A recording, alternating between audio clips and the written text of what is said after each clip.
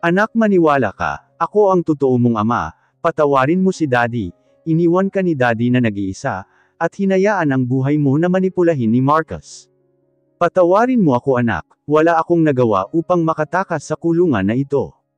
Kung alam mo lang, ilang taon kong dinadasal na sana darating pa ang araw na ito, na magkikita tayong muli. Pero bakit? Bakit ka kinulong dito, samantalang ang kakambal mo malayang nagpapasarap sa buhay niya sa labas? Ang hindi pa rin makapaniwala na tanong ni Sandra. Sandali munang nagpahid ng luha si Alex, at mahinang naglakad pabalik sa kanyang maliit na kama, bago muling nagsalita. Nangyari ang lahat ng mga nangyari, dahil sa kagustuhan ni Mama na makapaghiganti sa pamilya ng mga Del Fuego. Biglang nagkasalubong ang kilay ni Draco, matapos banggitin ni Alex, ang pamilya Del Fuego. Hindi muna siya nagtanong, hinayaan muna niya ang sarili na makinig sa anumang sasabihin ni Alex. Nakita niyang umupo ito, at malamlam ang mga mata habang nakatingin sa labas. Halatang nahihirapan siyang ikwento ang mga nangyari sa nakaraan. Magkasintahan noon si Don Arman Del Fuego at si Mama Alicia. Nang malaman ng ina ni Don Arman ang tungkol sa relasyon nila, pinilit niyang ipakasal si Don Arman sa babaeng gusto nito para sa anak niya. Pinagtabuyan nila si Mama, kahit pa nagmamakaawa ito kay Don Arman. Nahuwag siyang hiwalayan. Walang nagawa si Don Arman upang ipaglaban si Mama dahil takot siya sa kanyang ina. Simula noon, sinumpa ni Mama, hanggat nabubuhay siya, lahat ng angkan ng mga Del Fuego ay makakatikim ng kanyang paghihiganti. Hanggang sa nakilala niya si Papa, kilala siya sa pangalang Master Allen, ang kanang kamay noon ni Apo Dakbana. Sa kagustuhan ni Mama na makapaghiganti, pinakasalan niya si Papa. Nabuntis si Mama ng kambal, at kaming dalawa yun ni Marcus. Simula noong mga bata kami, espesyal na ang treatment ni Mama kay Marcus, dahil masuner ang bata ito. Hindi kagaya ko, na may sariling mundo, at laging kong sinusuway ang lahat ng utos niya. Naging mag-best friend kami noon ni Aura, kaya siya ang lagi kong takbuhan sa tuwing pinapagalitan ako ni Mama. Hindi ko alam na may lihim na palang pagtingin si Marcus sa kanya noon, kaya lagi siyang nagpapanggap na siya si Alex Montenegro. Lagi niyang ginagamit ang pangalan ko, ginagaya niya ang mga pananamit at pananalita ko, upang lalo siyang pagkatiwalaan ni Aura. Hanggang sa nalaman niya na boyfriend na ni Aura, si Dave Colster. Sinubukan niyang magtapat ng nararamdaman niya kay Aura. Subalit nabigo siya, dahil si Dave ang mahal nito. Napuno ng galit at puot ang dibdib ni Marcus. At ginamit ni Mama ang pagkakataong yun, upang lalong isaksak sa isipan ni Marcus, na dapat niyang maghiganti. Doon nagsimula ang pagiging halimaw ni Marcus. Nang malaman niyang si Aura, ang naging Eagle Queen, sinubukan niyang kausapin si Papa, upang magkaroon ng Eagle King. Sa kanila ni Dave, siya ang nakapasa sa pagsubok, kaya siya ang tinanghal na kauna-unahang Eagle King. Ngunit lingid sa kaalaman ni Papa, may iba palang pinaplano si Marcus, sa kadahilan ng gusto niyang pamunuan ang Airy, at makapaghiganti kina Aura at Dave. Nagpakilala siyang si Alex Montenegro, upang lahat ng kasalanan na gagawin niya, ako ang ituturo. Sobrang sama ng loob ko noon, dahil hinayaan ni Mama na gamitin ni Marcus ang pangalan ko, para sa kanyang kasamaan. Naglayas ako sa bahay at nagpatayo ng sarili kong negosyo sa Pilipinas, hanggang sa nakilala ko si Don Philip, ang ama ni Draco. Binalingan ni Alex si Draco na ngayon ay nakaupo lang sa sahig, at nakasandal sa dingding na gawa sa bato. Alam niyang gusto rin ito marinig ang katotohanan sa nakaraan. Muli niyang ipinagpatuloy ang kanyang pagkukwento. Nakarating kay Mama ang balita, tungkol sa pagiging matalik na magkaibigan namin ni Don Philip. Galit na galit siya dahil nakipagkaibigan ako sa anak ng mortal niyang kaaway, at lalaking nanakit ng damdamin niya.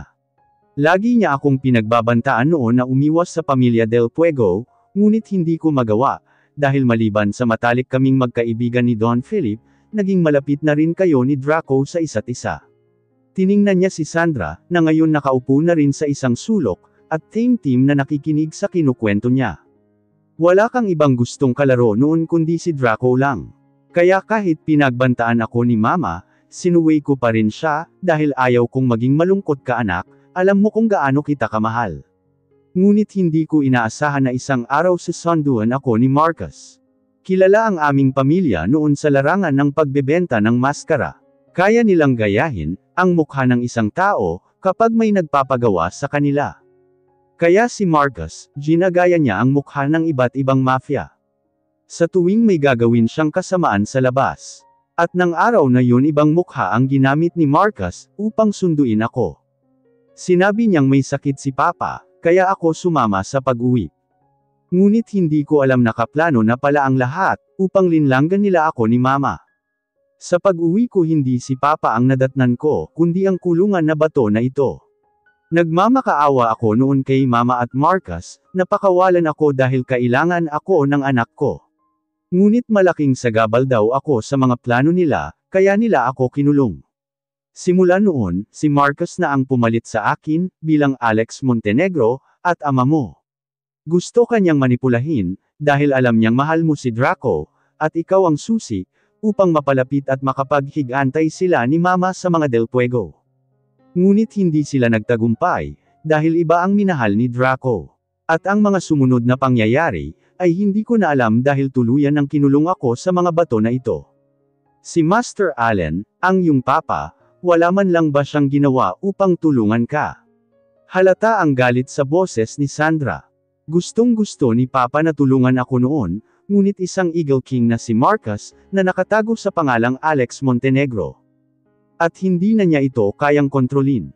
Hawak niya ang halos kalahati ng mga mafia. Sinubukan na niya akong itakas isang beses, nalaman ito ni Mama, kaya pinagtangkan niyang burahin si Papa. Ang lupit niyang ina, diba? Huli na nila nalaman na hindi pala nagtagumpay ang mga tauhan ni Mama, upang tapusin siya.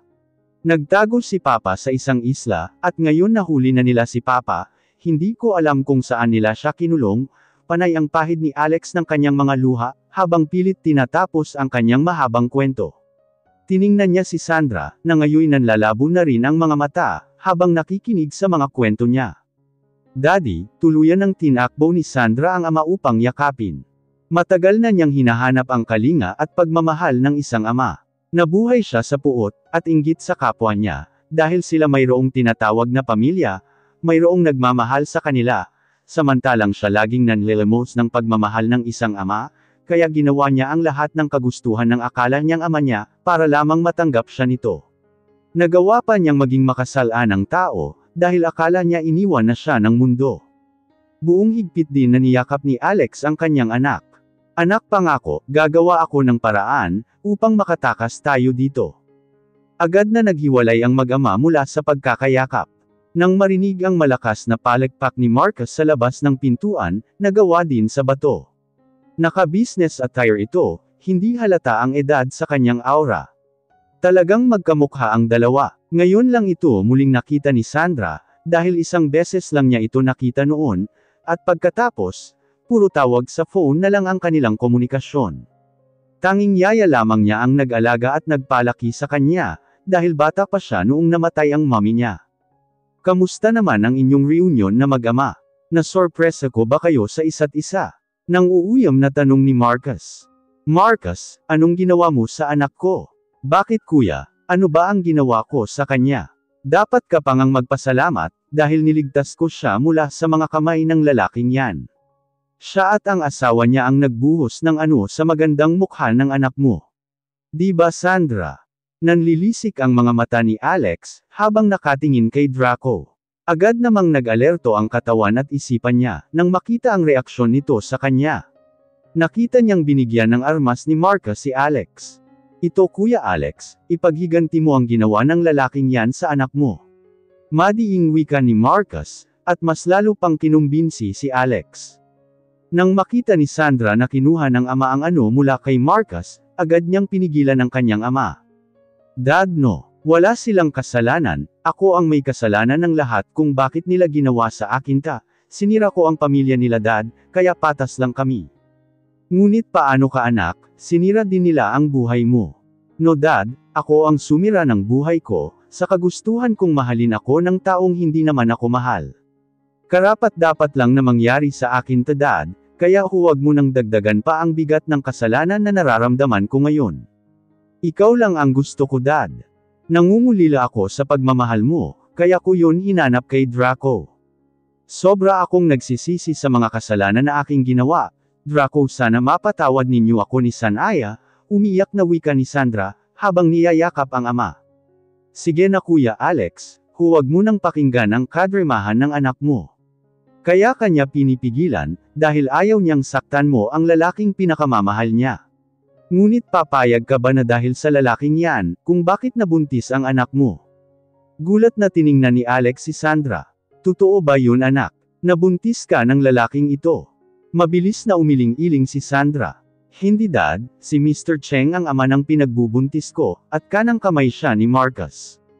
Kaya ako nabuntis dahil lagi niyang sinasabi na isusumbong niya lahat ng kapalpakan ko kay Alex, upang ibalik ako ni Alex sa mga yakuza. Hindi ko alam na ang Alex palang tinutukoy noon ay kakambal mo. Mas lalong ayaw ko sa mga yakuza, dahil buong araw nilang pinagpiestahan ang katawan ko. Humahagulgol na sumbong ni Sandra. Namumula sa galit na sigaw ni Alex, nang marinig ang mapait na sinapit ng kanyang mahal na anak. Akmang kalabitin na ni Alex, ang gatilyo ng armas, ngunit inunahan siya ni Marcus. May isang armas pa pala itong hawak, at yun ang ginamit niya sa pagputok sa kanyang kambal. Ngunit ang mga sumunod na pangyayari, ang hindi nila inaasahan dahil si Sandra ang tinamaan ng bala sa gitnang bahagi ng likod niya, habang nakayakap sa kanyang ama. Sandra! Sigaw ni Alex habang niyayakap ang kanyang anak. Tumagos ang bala sa dibdib nito. Naluluhang tiningnan ni Sandra ang umiiyak na ama, habang niyayakap siya. Daddy, I'm sorry, I let you down. Masaya ako, sa huling pagkakataon, nakasama kita. I love you Dad. Tuluyan nang ipinikit ni Sandra ang kanyang mga mata, pagkatapos sabihin ang huling salita sa kanyang ama. No sweetie, huwag mong iwan si Daddy. Sandra. Humahagulgol sa iyak si Alex, habang mahigpit na niyayakap ang kanyang anak na wala ng buhay. Hindi niya matanggap na mawawala ito ng ganun lang kadali. Ngayon lang sila nagkita, hindi pa siya nakabawi sa anak at magiging apo niya sana. Galit siyang umangat ng mukha, at inikot ang paningin sa buong silid ng kulungan, ngunit hindi na niya nakita si Draco at ang kambal niya. Samantalang, patuloy na hinahabol ni Draco si Marcus, hanggang sa naabutan niya ito at nagpagulong-gulong sila sa hagdan na gawa din sa bato. Puno ng malakas na suntok ang katawan ni Marcus, mula sa mga kamao ni Draco. Sinipa niya ng malakas ang isang paa ni Draco, kaya ito naman ang natamba, at siya naman ang nagkaroon ng pagkakataon upang suntukin si Draco. Ngunit hindi pa rin nagpatinag si Draco, sa bawat kamay ni Marcus, na mahahawakan niya, binabalian niya ang buto nito. Panipik. Sigaw ni Marcus nang maramdaman ang sobrang sakit, ng pagkabali ng kanyang kabilang braso. Inubos niya ang kanyang lakas, upang pumaibabaw kay Draco, at siya na naman muli ang sumuntok dito. Ngunit sa bawat suntok niya kay Draco, wala nang ganong lakas ang mga kamay niya, dahil halos nabalian na ito. Ilang beses silang nagpapalit-palit ng posisyon, hanggang sa nakuha ni Marcus ang armas niya na nahulog kanina. Sige Draco, tingnan natin kung hindi uubra itong bala ko na hinanda ko talaga para sayo. Nakangising wika ni Marcus, habang pinapahiran ng kanyang kamay ang dugo sa kanyang labi. Dinura pa niya ang ibang dugo, na lumalabas mula sa kanyang natanggal na ngipin, dahil sa lakas ng mga suntok ni Draco. Pasalamat lang talaga siya, at nahanap niya ang armas niya na nalaglag kanina. Ramdam na niya na wala siyang panama sa lakas ni Draco. Ngayon na siya naniniwala, na totoo ang mga balibalita na halimaw ang Demon King pagdating sa pakikipaglaban. Pakiramdam niya, naghiwa-hiwalay na ang mga buto niya sa katawan. Saglit na napahinto si Draco sa pagsuntok kay Marcus, nang makita ang armas na nakatutok sa kanya. Nagtaas siya ng kamay. Nang nararamdaman niya na malapit na ito sa kanyang likuran, mabilis siyang nag-reverse ng posisyon, sabay hablot ng armas at tinutok ito sa ulo ni Marcus. Go ahead, finish me. Nababaliw na sigaw ni Marcus. No, kulang pa ang burahin ka sa lahat ng kasalanan na ginawa mo sa pamilya ko. Nagkamali ka ng taong kinalaban Marcus. Just finished him Dad. Narinig niyang sigaw ni Alaric mula sa kanyang earpiece. Ne, sine, on imajos no go gridya za coach tribo at go verity. Agad na sagot ni Draco sa anak, na siya namang ipinagtataka ni Marcus. Hindi niya alam kung karugtong pa ba yun ng sinasabi ni Draco sa kanya. Ano ang sabi ng daddy mo? Nalilitong tanong naman ni Sanaya, mula sa loob ng sasakyan nang marinig ang sinabi ni Draco. Tiningnan ni Alaric ang ina, na waring nagmamaktol pa dahil hindi niya nakumbinsi ang ama, na tapusin agad si Marcus. Gayunpaman ipinaliwanag niya pa rin sa ina, kung ano ang ibig sabihin ng kanyang ama. No son, marami pa siyang kasalanan na dapat panagutan. Paliwanag niya sa ina sa sinabi ng daddy niya. Nakabusangot siya habang pinapanood muli ang ama, na nilalagyan ng posos ang mga kamay ni Marcus. Samantala, hawak-hawak ni Draco ang mga kamay ni Marcus, na nakaposos habang naglalakad sila, patungong execution chamber ng Eri. Biglang tumigil sa pagpapalitan ng mga putok ang mga tauhan ni Marcus. Nang makita na nabihag na ni Marco ang kanilang boss, wala na silang nagawa kundi ang sumuko, dahil kaunti na lang sa kanila ang natitira. Wala silang kalaban-laban sa dami ng mga mafia na bumaliktad sa kanilang boss, dahil halos lahat sila ay pumanig na sa Demon King. Dagdag pa dito, ang underboss na si Troy ang namumuno sa kanila, sa pakikipaglaban. Mabilis namang hinuli ng Team Elite na pinamumunuan ni Lieutenant Mike Javier ang mga tauhan ni Marcus, na sumuko. Biglang nagliwanag ang mukha ng mga Eta, nang makita nila na sa wakas, nakatagpo din ng katapat ang kanilang Eagle King. At last, matatapos na ang kalbaryo na dinanas nila ng ilang taon, simula nang mawala ang kanilang Eagle Queen. Kahit past midnight na, lahat sila ay nagsilabasan pa rin sa kani-kanilang lungga, at di nagtagal na puno ang execution chamber ng mga Eta, sundalo, at mafia. Sa lahat ng mga Eta na nandito ngayon, kayo na mismo ang humatol sa kinikilala niyong Diyos ng Eri. Ano ang gusto niyong gawin ko sa taong ito? Sigaw ni Marco mula sa execution stage, habang katabi niya ang namumutlang si Marcus Montenegro. Finish him! Finish him! Sabay-sabay na bigkas ng mga Eta, halata ang pinaghalong puot at galit sa kanilang mga mata. Ang dating katawan nila na puno ng mga kumikinang na brilyante noon, ngayon ay napalitan na ng mga kumikinang nalibag dahil sa araw-araw na paghuhukay ng mga ginto, upang ibigay lamang sa kanilang Eagle King. Kung hindi sila susunod sa mga pinag-uutos nito, siguradong hindi lang magugutom ang kanilang pamilya, kundi matatapos pa. Ngayong mayroong mas matapang na nilalang, na siyang nagpakawala sa kanila sa hala ng kahirapan, tuwang-tuwa sila na ipagdiwang ang tagumpay na kanilang inaasam-asam. Kung ganun, hahatulan ko rin siya ng kamatayan, nang naaayon sa batas ng Eri. Sigaw muli ni Draco sa mga Eta na nasa kanyang harapan. Long live the new Eagle King! Long live the new Eagle King! Masayang sigaw ng mga Eta. Ang isang matanda na halatang pinagkakatiwalaan ng lahat ng mga Eta ay hindi pa nakontento, umakyat pa siya sa stage, at itinaas ang isang kamay ni Draco. Habang sinisigaw ang, Long live the new Eagle King. Pagkatapos sabihin yun, tinanggal niya ang kwintas na nakasabit sa leeg ni Marcus, at pinasuot yun kay Draco. Gusto pa sanang magreklamo ni Draco, nang saglit siyang natigilan nang makita ang kanyang mag-ina na nakangiti, habang nakatingin sa kanya. Kahit napapaligiran sila ng proteksyon ng kanyang mga tauhan na sundalo at mafia, hindi niya alam kung bakit iba ang kanyang pakiramdam sa mga oras na ito. Bigla siyang kinabahan. Bakit sila pumasok? Sa loob-loob niya. Sine, Starides of, Vratiseyu. Otto, Opaznoje, son, what are you doing here? Get back in the car. It's dangerous. Bulong ni Draco sa kanyang earpiece. Matalim niyang tinitigan si Mike, at senanyasan na pabalikin sa kotse ang anak at asawa niya dahil delikado. Isa pa sa dahilan niya, dahil ayaw niyang makita ng anak niya, kung paano niya anuhan ng leeg si Marcus. Muling natauhan si Draco, nang marinig muli ang sigaw ng mga Eta. Hindi na sila makapaghintay na hatulan ng kamatayan si Marcus. Long live the new Eagle Queen! Agad na nagsilingan ang lahat, nang marinig nila ang sigaw ng isang kasamahan nilang Eta. Lahat sila ay nakatingin sa itinuturo nitong Eagle Queen, si Sanaya at patunay ang suot nitong kwintas. Tuwang-tuwa ang mga Eta, dahil kumpleto na ang kanilang Diyos at Diyosa.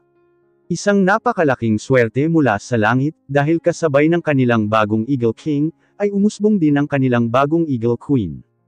Masayang inakay ng 5 Eta ang kanilang bagong Eagle Queen, at dinala din sa execution stage katabi ni Draco. Naiwan si Alaric sa tabi ni Troy at Lieutenant Mike, habang nagmamasid lang sa kanyang paligid. Hindi moari ni Draco kung bakit lalo siyang kinabahan, nang katabi na niya ang kanyang asawa. Mayroon siyang pakiramdam na hindi tama. Long live the Eagle King and Eagle Queen. Sigaw ng matandang Eita, bigla siyang pumagitna sa kanila, at sabay na itinataas ang kamay nilang dalawa.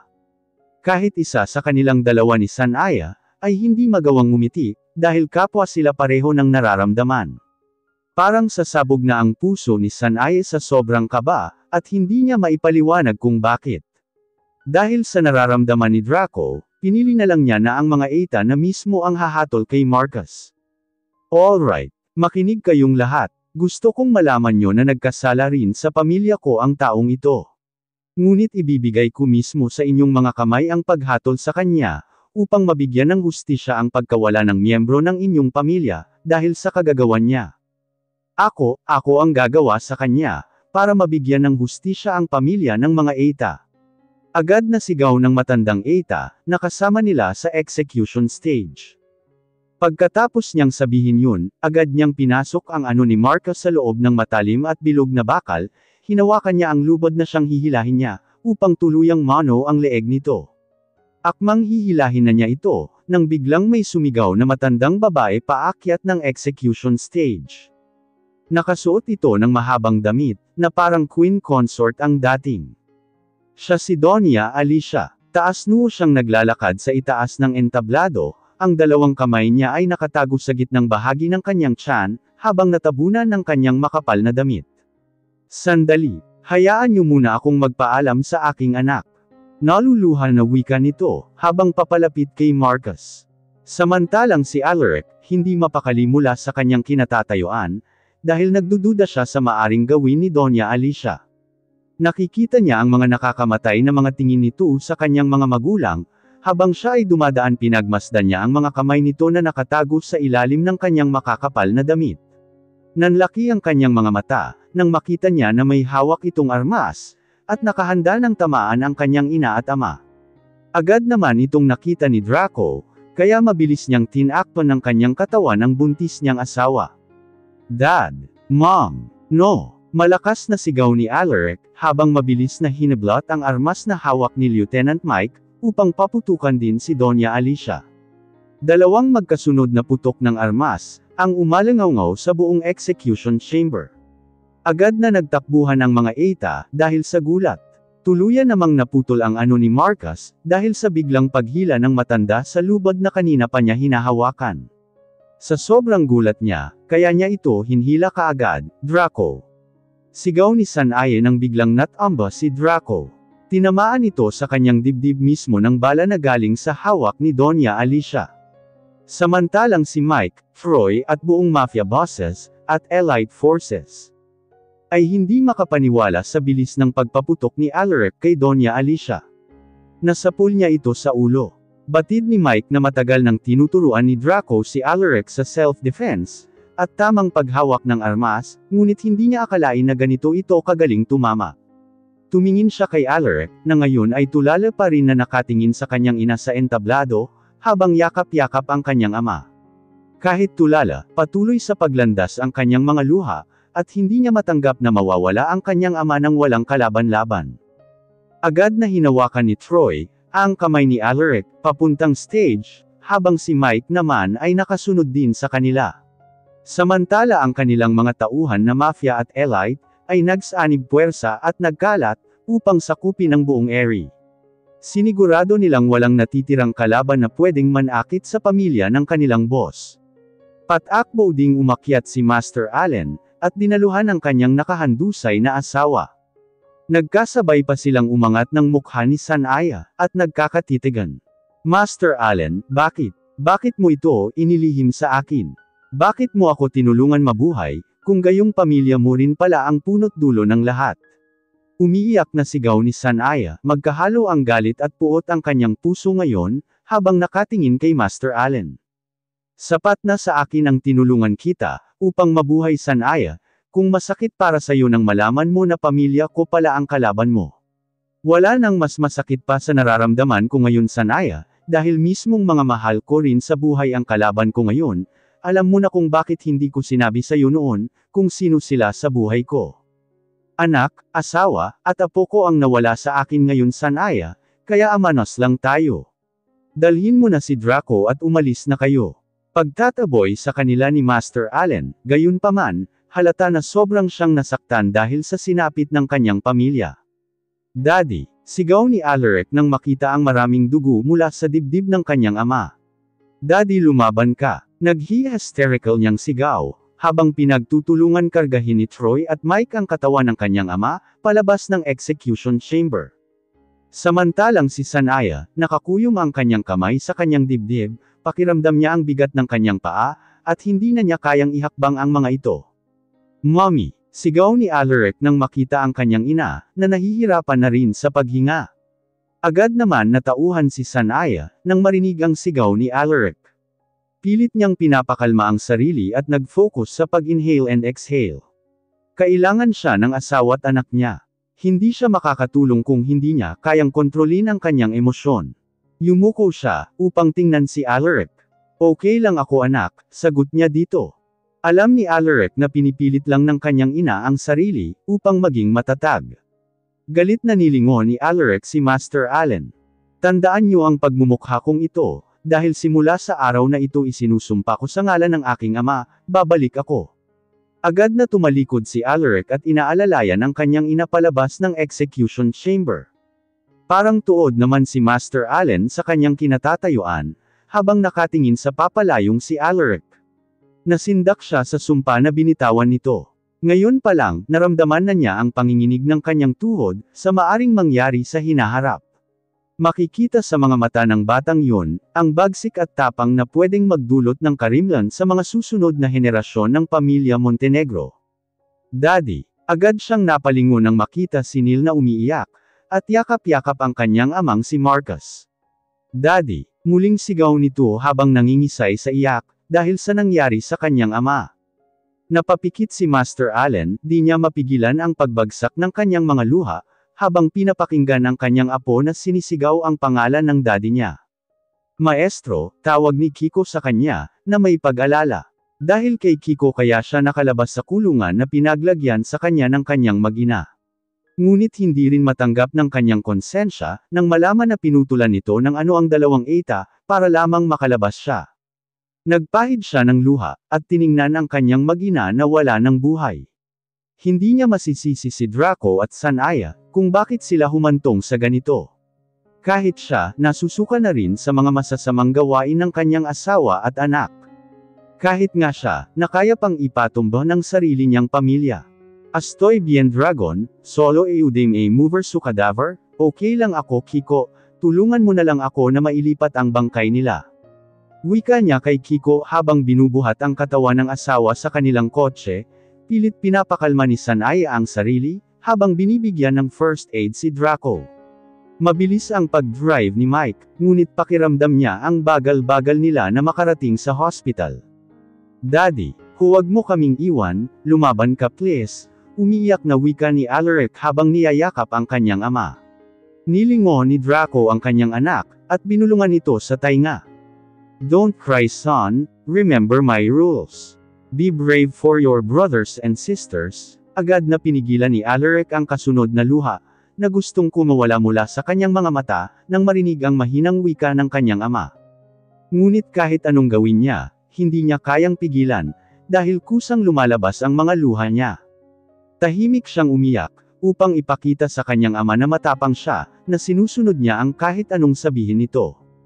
Babe, magsasama pa tayo ng matagal. Malapit na tayo sa hospital, lumaban ka lang okay. Kakayanin natin ta, umiiyak na wika ni Sanaya, habang pinipigilan nito ang dugo, na lumalabas sa dibdib ng kanyang asawa. Nanghihina na tumingin si Draco kay Sanaya, at hinawakan ang mga kamay niya na nakapatong sa kanyang dibdib. Gusto niyang magsalita, ngunit wala siyang lakas upang lakasan ang boses niya. Nahulaan naman ni Sanaya ang reaksyon ng kanyang asawa, kaya niya niyakap ito at inilapit ang kanyang tainga sa bibig ni Draco. Babe, tawag niya dito. Babe, huwag kang malungkot. Hindi man tayo nagkaroon ng pagkakataon upang magsama ng matagal dito sa balat ng lupa, ngunit sigurado akong walang wakas ang pag-iibigan natin sa langit. Hihintayin kita doon, babe. I love you. Patuloy ang paglandas ng mga luha ni Draco, habang sinasabi iyon kay Sanaya. Naramdaman na niyang hindi na siya magtatagal. Hindi na niya kaya ang sakit. Namamanhid na ang buong katawan niya. Pabigat na ang talukap ng kanyang mga mata, gusto na niyang matulog. Gusto na niyang magpahinga. No babe, hindi ako papayag. Babe, lumaban ka, nang makita na pumikit na ang mga mata ng kanyang asawa. Mas lalo siyang napahagulgol ng iyak. Draco, lumaban ka. Kailangan ka namin ng mga anak mo. Draco, patuloy pa rin niya itong niyugyug ang katawan, ngunit hindi na ito sumasagot. Babe, maawa ka, lumaban ka. Bakit ba ang daye-daye mo? Lumaban ako noon, Draco, bakit ngayon hindi ka lumaban? Bakit, Mike? Ano ba? Bilasan mo. Hindi na alam ni Sanaya kung ano ang gagawin sa mga oras na ito, para siyang mababaliw, at hindi niya matanggap na wala ng buhay ang kanyang asawa. Mas lalong pinabilasan pa ni Mike ang pag-drive, habang panay din ang pahid niya ng kanyang mga luha.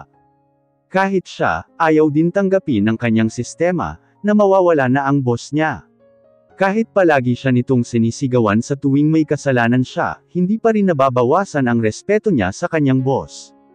Ang boss niya ang dahilan, kung bakit siya tumagal sa serbisyo. Kahit kailan hindi sila nito pinabayaan. Siya ang kilala niyang leader. Kahit matigas ang puso sa kanyang mga kalaban, ngunit pagdating sa mga tauhan niya, itinuturing silang isang pamilya. Di nagtagal, dumating na sila sa main branch ng Sanaya Hospital. Agad naman nagtakbuhan ang lahat ng mga doctors at nurses, upang may salbo si Draco na nag-aagaw buhay.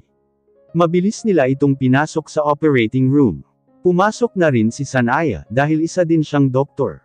Gayunpaman, nagmamasid lang siya sa heart rate ng kanyang asawa, mula sa screen monitor, dahil wala siya ngayon sa tamang wesyo niya. Patuloy sa paglandas ang kanyang mga luha, habang pinapanood ang paulit-ulit na pag-revive ng doktor sa puso ni Draco, gamit ang defibrillator device. Isa siyang dalubhasa na doktor, at alam na alam niya ang mga vital signs ni Draco, na nakikita niya mula sa screen monitor. Nanlalambot ang kanyang katawan nang makita niya ang heart rate nito, na unti-unting naging flatline.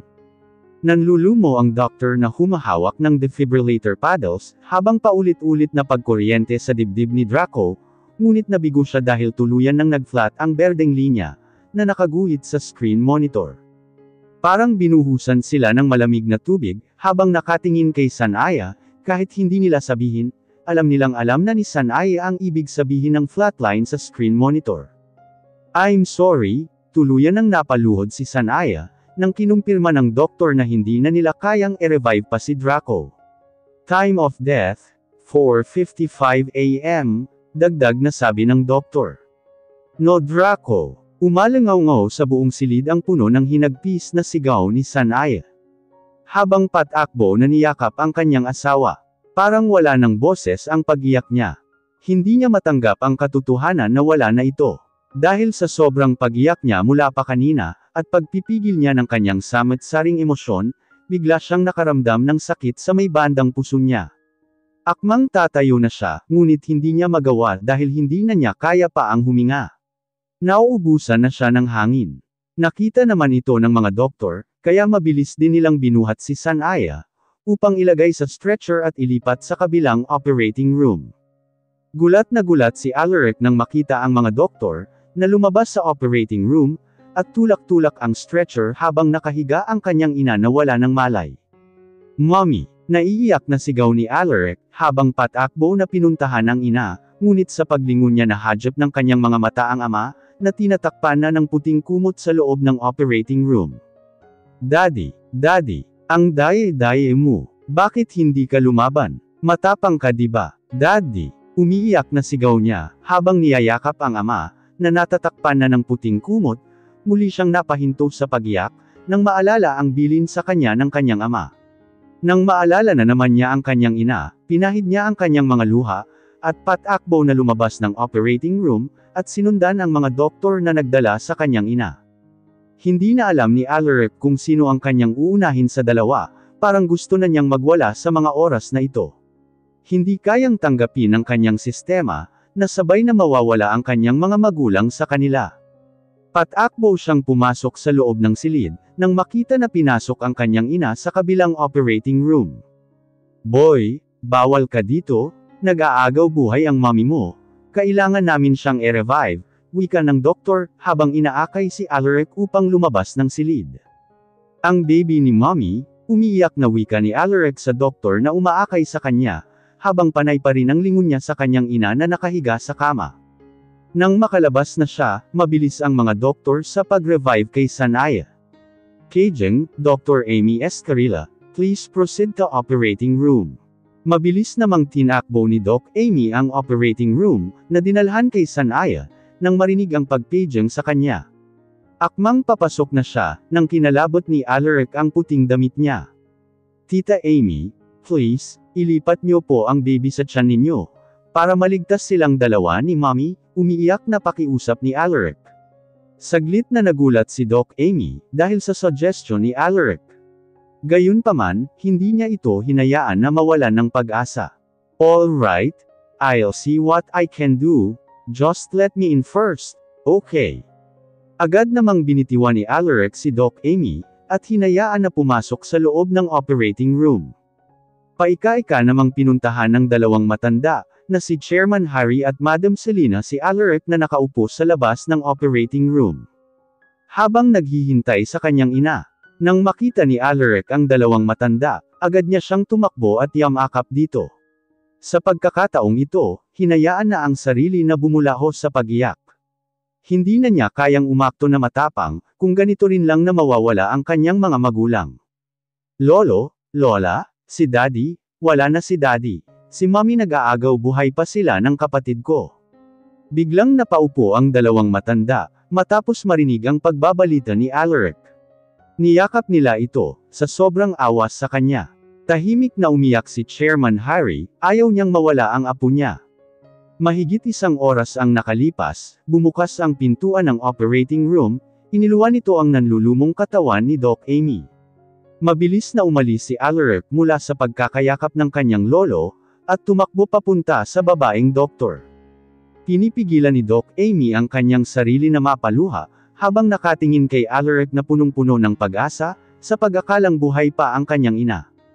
"Tita Amy, si Mommy, kamusta na si Mommy?" Puno ng pag-asa na tanong ni Alaric. Sandaling lumuhod si Doc Amy, upang maging pantay sila ng bata. Halatang nahihirapan siyang magsabi ng totoong nangyari sa kanyang ina. "Boy, I'm sorry. Your mom needs you to be strong, para sa mga kapatid mo." Gusto pa niyang lumaban ngunit ayaw na ng katawan niya. "We have to let her go. Just think that she's now happy with your dad in heaven." "No, hindi totoo yan. Buhay pa ang mommy ko. Iniwan na kami ni Daddy, alam kong hindi niya kami iiwan." "Mommy." Niyakap ni Doc Amy si Alaric, na ngayon ay naglulupasay na sa sahig, dahil hindi nito matanggap na wala na ang kanyang ina. "Mommy, hindi pa nawala ang mommy ko. Sinungaling ka. Buhay pa ang mommy ko." Umiiyak na sigaw ni Alaric, habang pinipilit ang sarili na kumawala mula sa higpit na pagkakayakap ni Doc Amy, na ngayon ay umiiyak na rin dahil sa sobrang awa sa bata. Maging ang dalawang matanda, ay hindi rin alam kung paano paamuin si Alaric. Sobra ang pagwawala nito, at hindi nila kayang awatin. "Mommy, huwag niyong takpan ang mommy ko." Muling sigaw nito nang makita mula sa loob ng surgery room, na unti-unting tinatakpan ng puting kumot ang buong katawan ng kanyang ina. Puwersahan niyang tinulak si Doc Amy, at patakbo na tinanggal ang puting kumot na nakatikip sa kanyang ina, at mahigpit na niyakap ito. "Mommy, bakit? May ginawa ba akong mali? Bakit niyo kami kailangang iwan ng ganito? Hindi ko pa kaya, Mommy. Hindi ko pa kayang alagaan ang mga kapatid ko na wala kayo. Gumising ka, Mommy." Nang makitang hindi na talaga sumasagot ang kanyang ina, muli na naman siyang naglupusay sa sahig. Mayroong tatayo siya, tadyakan ang wall ng operating room, luluhod muli sa ilalim ng kama ng kanyang ina, at pilit ginigising ito. Parang hindi makahinga si Chairman Harry, habang tinitingnan si Alaric na nakahiga sa sahig na umiiyak. Mabigat ang kanyang mga hakbang papunta kay Sanaya. Nakita niya sa mukha nito, na parang payapa nang natutulog. Panay ang pahid niya ng kanyang mga luha habang kinakausap ito. Sanaya, kahit sa kahuli-hulihang pagkakataon, pinatunayan mo pa rin sa amin kung gaano mo kamahal si Draco. Alam kong hindi mo gustong iwanan ang mga anak mo, ngunit binigay pa rin sa inyo ng tadhana ang pagkakataon na muli kayong magkikita ni Draco sa kabilang buhay. Lalo mong pinatunayan sa amin, na mas higit ang pagmamahal kaysa ang maghiganta. Saksi ako kung paano ninyo minahal ang isa't isa. Naawa lang ako sa anak mo, si Alaric, ang bata pa niya upang pasanin ang malaking responsibilidad na iniwan niyo ni Draco sa kanya. Matanda na rin kami ng lola mo, bilang na rin ang araw namin dito sa mundo, ngunit si Alaric, sino na lang ang gagabay sa kanya? Paano niya pamunuan ang malaking negosyo na iniwan ninyong dalawa? Biglang natahimik si Alaric, nang marinig ang bawat salita na sinasabi ng lolo Harry niya.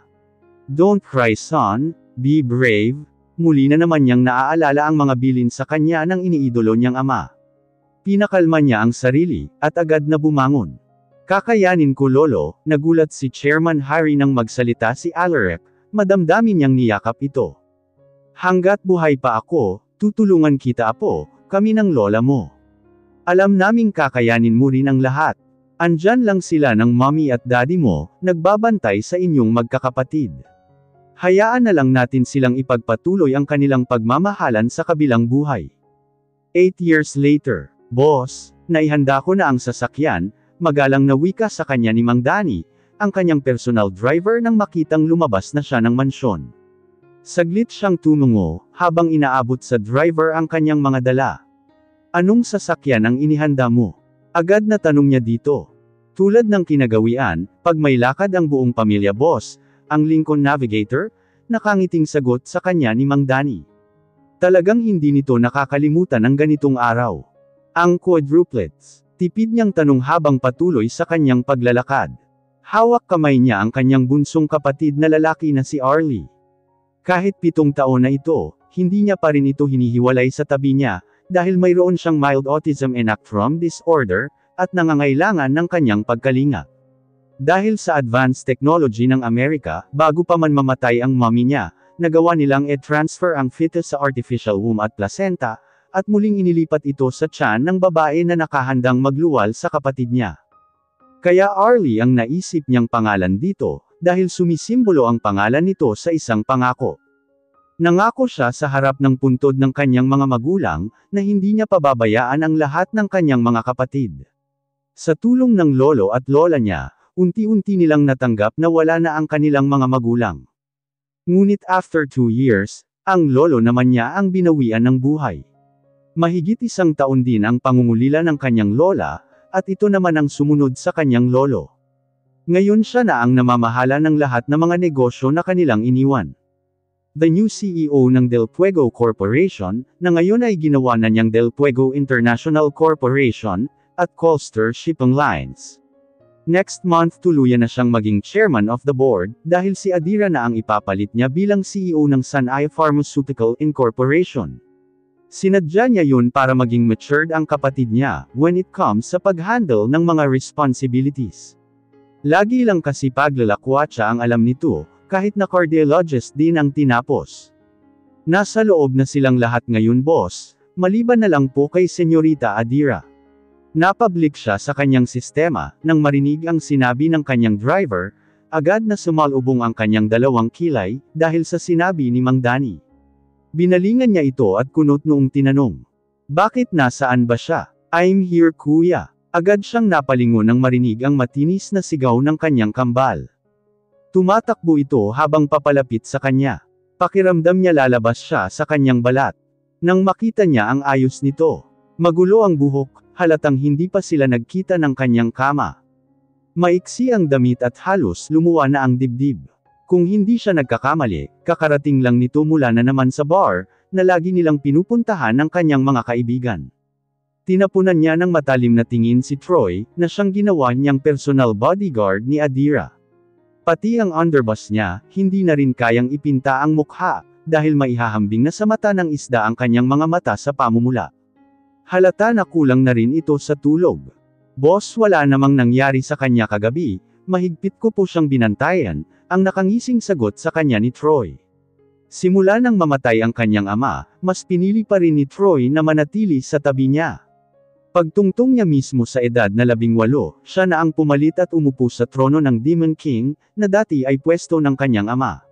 Si Troy pa rin ang ginawa niyang underboss, dahil ito na ang katiwala ng daddy niya noon pa. Troy, mukhang nababayaran na ng kambal ko ang pagiging underboss mo, kaya pati ikaw naglilihim na rin sa akin. Baka gusto mong manatili muna sa mansyon ng Demon King, singhal niya kay Troy. Napakamot ito sa ulo. Boss, huwag naman kayong ganyan. Doon na nga ako nilagay ng daddy niyo ng ilang taon, tapos ngayon babalik mo rin ako doon. Oo nga naman kuya, si Kuya Troy lang ang kasando kong bodyguard, tapos may balak ka pang tanggalin. Sabat ni Adira na siyang nagpainit muli ng ulo ni Alaric, nang makita ulit ang suot ng kanyang kakambal. Naramdaman niya ang unti-unting pag-akyat ng dugo sa kanyang ulo. Pilit niyang pinipigilan ang kanyang sarili na masigawan si Adira, ngunit maikli lang talaga ang kanyang pasensya. Adira, change your clothes. Singhal niya sa kanyang kapatid. Nakita niyang nagmamaktol na naman ito na parang bata. But kuya, bakit ba? Ano na naman ang masama sa suot ko? Marteng sagot nito, at wala pang balak na magpalit ng damit. Adira, how many times do I have to remind you that you are no longer young? Change your clothes, if you don't want men to make fun of you. Go back inside right now. We won't leave unless you change your clothes. Go. Okay daddy. Sinabayan pa ni Adira ng pagtaas ng isang kilay sa harapan niya. Parang luluwa ang mga mata ni Alaric sa sobrang inis sa kanyang kakambal. Lalo pa siyang naasar dahil sa sagot nito. Daddy ang palaging tawag nito sa kanya, sa tuwing nang aasar ito, dahil parang katulad daw siya ng daddy nila kapag nagagalit siya. Agad na nagmarcha si Adira papasok ng mansyon, nang makitang nag-aapoy na sa galit ang kuya niya. Nagmamaktol siyang nagpalit ng damit, feeling niya panahon pa ni Maria Clara ang suot niya. Ngunit wala siyang magawa kundi ang sundin ng kuya niya. Sa oras kasi na sinusuway niya ito, pinuputol nito ang allowance niya. At isang linggo na naman siyang ban sa lahat ng mga disco bar. Lahat kasi ng disco bar na pinupuntahan niya, ipinapusara ng kanyang kuya, sa oras na malaman nitong pinapasok siya. Minsan, naiirita na siya sa sobrang higpit ng kanyang kuya, ngunit laging sinasabi nito na para daw sa kanya ang paghihigpit nito. Sobrang spoiled silang magkakapatid sa kanyang kuya Alaric, dahil laging sila ang inuuna nito bago ang iba. Hindi pa nga niya ito nakita na may kasamang babae. Paano, kahit ang sumulyap man lang sa mga ito, hindi pa niya magawa. Napakasungit kasi niya pagdating sa mga babae. Di nagtagal ay lumabas na rin siya, nalampas tuhod ang haba ng kanyang suot na bestida. Nahagip pa ng kanyang tingin si Troy, na nagpipigil tumawa dahil sa suot niya. Nagpakabait na siyang pumasok sa loob ng sasakyan, sa takot na masinghalan muli ng kanyang kuya. Mahirap na maputulan ng alawan sa isip-isip niya. Agad nang umusad ang dalawang unang sasakyan nila, lula ng ilang mga bodyguards, nang makitang nakapasok na si Adira sa loob ng sasakyan. Sa likod ng sasakyan nila, ay nakasunod din ang dalawa pang sasakyan, lulan din ng iba pang mga bodyguards. Napagitnaan ang sasakyang nila ng mga sasakyan nito. Naninigurado lang si Alaric, na safe lahat ng mga kapatid niya sa lahat ng pagkakataon. Lesson learned na sa kanya ang nangyari sa kanilang pamilya, noong maliit pa siya. Si Adira talaga ang sakit sa ulo niya, dahil may katigasan talaga ang ulo nito, lalo na pag gusto niya, ginagawa niya talaga ang lahat ng paraan, upang makatakas sa kanya. After 30 minutes ay nakarating na rin sila sa loob ng Garden of Heaven. Tuwang-tuwa na nagsilabasan ang quadruplets, na ngayon ay more than 9 years old na. Kanya-kanyang sindi sila ng kandila, at lagay ng mga bulaklak sa puntod ng kanilang mga magulang. Ibinaba ni Alaric ang kanyang bunsong kapatid, at tinulungan si Adira, upang ihanda ang kanilang mga dalang pagkain. Sa tuwing death anniversary ng parents nila, ito na ang kanilang ginagawa, ang magpiknik na magkakapatid dito sa puntod ng kanilang mga magulang. Ang kanyang mga bodyguards ay tahimik lamang na nakatayo, at nagmamasid sa buong paligid. Kuya, parang kailan lang, 8 years na palang nawala sina mom at dad, sa tingin mo, masaya na kaya sila ngayon? Halata pa rin ang lungkot sa boses ni Adira. Binalingan niya ang kapatid, at sa kasaglit na sumulyap sa langit. Sigurado akong masaya na sila ngayon na magkasama. Sobrang mahal na mahal nila ang isa't isa, na kahit sa kamatayan ayaw pa rin nilang maghiwalay. Saksi ako kung paano minahal ni Daddy si Mommy, at ganun din ang pagmamahal ni Mom kay Dad, agad naman niyang sagot sa kapatid. Umupo siyang nakasquat sa damuhan, at pinaupo na rin si Arlie sa tabi niya. Kuya, kung darating ang araw na may mamahalin kang babae, kaya mo kayang ipaglaban siya tulad ng ginawa nila Mommy at Daddy sa isa't isa. Biglang huminto si Alaric sa kanyang ginagawa, at saglit na nag-isip, hindi ko pa alam sagutin yang tinatanong mo Adira. Hindi pa ako nagmahal para tanungin mo ng ganyan. Tawagin mo na nga ang mga kapatid mo, pag-iiba ni Alaric ng kanilang usapan. Zale, Aliyah, Arabella, Adrian, halina muna kayo dito, kakain na. Tawag ni Adira sa mga kapatid, habang naghahabulan sa damuhan. Mabilis namang nagtatakbuhan ang mga ito papunta sa kanila. Matapos magdasal ni Adira, excited nang magdilat ang mga mata ng quadruplets, upang tikman ang espesyal na niluto ng kuya nila. Kuya ang sarap, bakit ba sa tuwing death anniversary lang ni Mommy at Daddy kayo nagluluto, hindi na lang araw-araw? Biglang natanong ni Adrian, ang pinakamakulit sa kanilang apat. Siyempre, para lang kina Mom at Dad ang espesyal na niluluto ko at sa inyo. Isa pa hindi naman pwede na araw-araw nagluluto ang kuya nyo. Ang dami kong ginagawa sa opisina. Kuya, kailan ulit tayo magbabakasyon sa Pilipinas? Singit din ni Zale. Siya ang pinakaseryoso sa kanilang quadruplets, at nakikita niya ang sarili niya dito noong maliit pa siya. Laging nag-explore ng mga bagay-bagay na kanyang makikita. Next year na lang siguro, pina-renovate ko ang isla na binili ni Dad noon. Balak kong gawin na bakasyonan natin, nakangiti niyang sagot sa kapatid. Yehey makakapag-surfing na ako. Ang ganda kasi mag-surfing doon sa binili ni Dad, mapapasayaw ka sa mga alon. Tuwang-tuwa na sagot ni Zale. Mahilig kasi ito sa surfing, at sa murang edad niya, kaya na niyang paglaruan ang mga alon kapag nagsusurfing siya. Nagkunot naman ng noo si Alaric, nang makita ang kahabaan ng nguso ng dalawa. Sina Aliyah at Arabella. Oh, ano naman ang nangyari sa pagmumukha niyong dalawa? He asked. Paano naman kasi kuya, ang request ni Zale at Adrian, pinapayagan mo, yung sa amin hindi. Sagot ng nagmamaktol na si Aliyah. Oo nga naman kuya, sige napayagan mo na kami. Gusto talaga naming pumasok sa industriya ng pag-aartista, ang pangungumbinsi ni Arabella. Umiling-iling lang si Adira sa pakiusap ng mga kapatid niya. Hay nako, Arabella, Aliyah, tigilan nyo na yang pangungumbirisi nyo kay kuya.